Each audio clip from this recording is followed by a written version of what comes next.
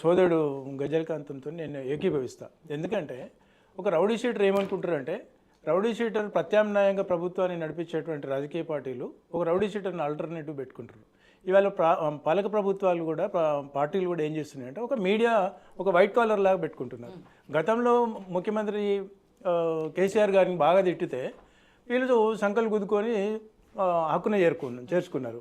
ఇవాళ అదే ఆయన తెలుసు కదా, అది ఎవరిని ఎప్పుడు ఎక్కడ పెట్టాలో అనేది చింతపండు నవీన్ తెలుసు. అయితే ఇప్పుడు వాళ్ళు ఏమనుకుంటున్నారంటే, ఆ రోజు మీరు అంటున్నారు ఇవాళ నేను బలవంతంగా ఏదో కాంగ్రెస్ పార్టీ ప్లాన్ చేసి బయటికి వెళ్ళి బీసీ నినాదము బలంగా వినిపించాలని అంటారు కదా. మరి మొన్న డాష్ మీద వరంగల్ సభలో మాట్లాడింది ఆయన అదే కదా, మాకు రెడ్ల ఓట్లు వద్దు, బీసీలకు మాకే ఓట్లు వేయాలంటే నీ మాటల్లో ఎవరు నమ్మిండు? మేధావులు నమ్మతలేరు కదా, చదువుకున్నాడు నమ్మతలేరు కదా, విద్యావంతులు నమ్మట్లేదు కదా, నీది అవుల వాగ్వేదం అనేది అర్థమైంది కదా. వాళ్ళకి తెలియదా? వాళ్ళకి తెలియలేదా? అంటే ఏం చేసినా ఆయనకు వచ్చినాయి అంటాడు. ఇక అంటే ప్రసన్న హరికృష్ణ అంటే ఆయన ఒక జీరో, ఇక ఈయన మొత్తం ఆయనకు బతుకుదేరు చేసిండు అనేది కాదు కదా. ఆయన కూడా వ్యక్తిగతంగా ఆయన కూడా కొంత ఒక క్రెడిబిలిటీ ఉన్నటువంటి వ్యక్తి. ఇలా ఒకవేళ నిజంగానే కనుక బీసీ నినాదం కనుక అంటే బీసీలు వాళ్ళు ఐక్యంగా లేరని కాదు, ఈ దొంగని నమ్మలేదు. ఇట్లా అంటే నేను అంటలేను, ఆ ప్రజలు అంటున్నారు, ఆ బీసీ వాళ్ళు అంటున్నారు, నా మిత్రులు కూడా ఉన్నారు.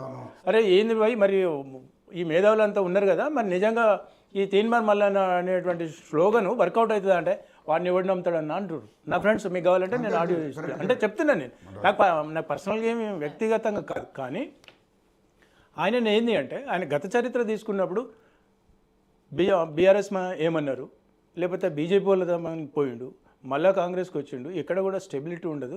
ఇది ఆయన సొంత లాభాపేక్షతో చేసినటువంటి వ్యవహారమే తప్ప అందుకని ఆయన మేధస్తు కలిగినటువంటి పంతులు కానీ ఇంతో అంత జ్ఞానం ఉన్నటువంటి గ్రాడ్యుయేట్స్ కానీ నమ్మలే కదా. ఒకవేళ నిజంగానే కనుక ఆ బీసీ వాదమే కనుక నిజంగా వర్కౌట్ అవుతుంది అని అనుకున్నప్పుడు ఆయన మీద నమ్మకమే కనుకుంటే రిజల్ట్ 3 కాన్స్టిట్యున్సీలో చాలా ప్రస్ఫుటంగా కనిపించాయి కదా.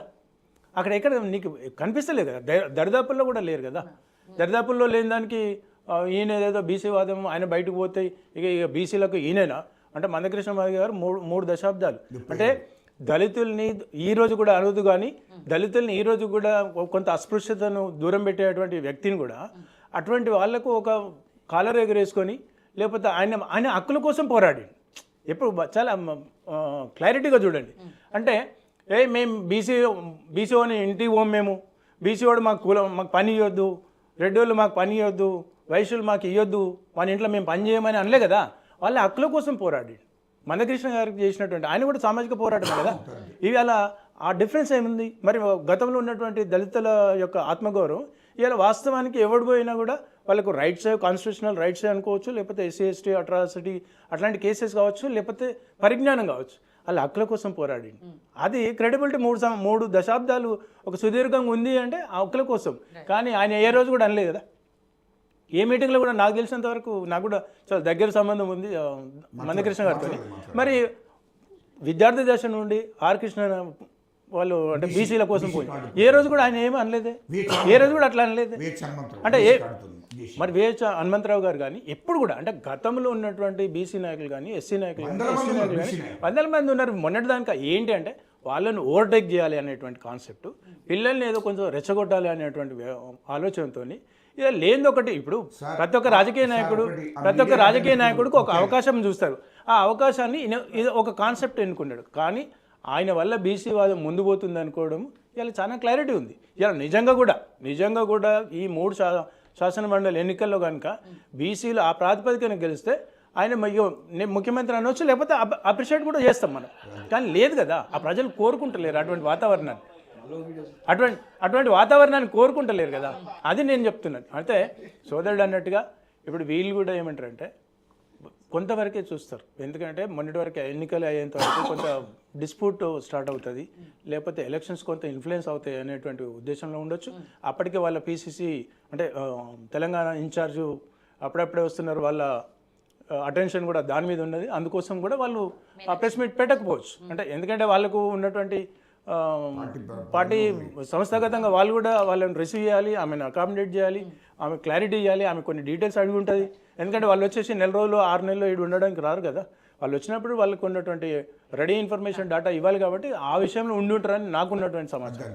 ఏదేమైనప్పటికీ కూడా సోదరుడు అన్నట్టుగా నిజంగా మీకు చిత్తశుద్ధి ఉంటే రిజైన్ చేయొచ్చు. మరి ఇప్పుడు మందిని పోయి నువ్వు ఇన్ఫ్లుయెన్స్ చేస్తాను అనుకున్నాడు, నువ్వే చూపించేస్తే అదే నువ్వు ఆదర్శం అవుతావు కదా. బీసీ నాయకులకు అందరికీ, బీసీ వాదానికి అంతా నువ్వు ఆదర్శం అవుతావు. అప్పుడు పెద్ద వేగు చుక్కాని కనిపిస్తారు. అప్పుడు తెలుస్తుంది రియాలిటీ ఏందో.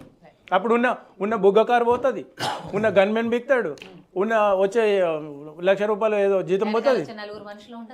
ఎన్ని పోతాయి? అన్ని పోతే ఏమంటారు చూడు, బెలూన్ గాలి తీసిన బెలూన్ లాగా అవుతాడు ఆ చింతపండు నవీన్ అనే వ్యక్తి. ఎందుకంటే చింతపండు నవీన్ అనే వ్యక్తిని నేను గౌరవిస్తా.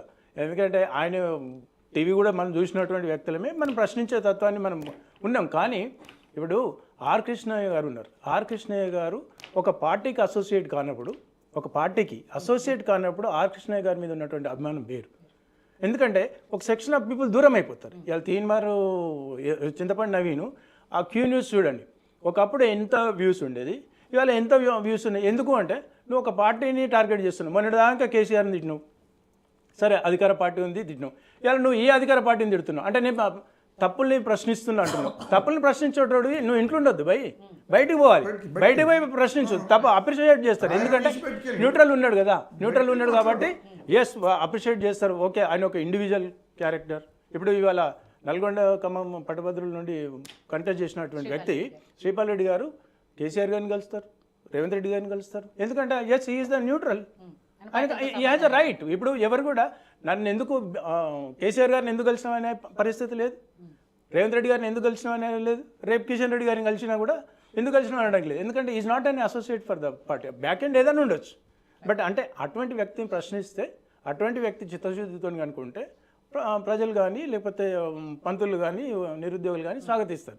ఇది ఆశయం ఒకటి, ఆలోచన ఒకటి, ఇంప్లిమెంటేషన్ ఒకటి అంటే ఇట్లనే ఉంటుంది.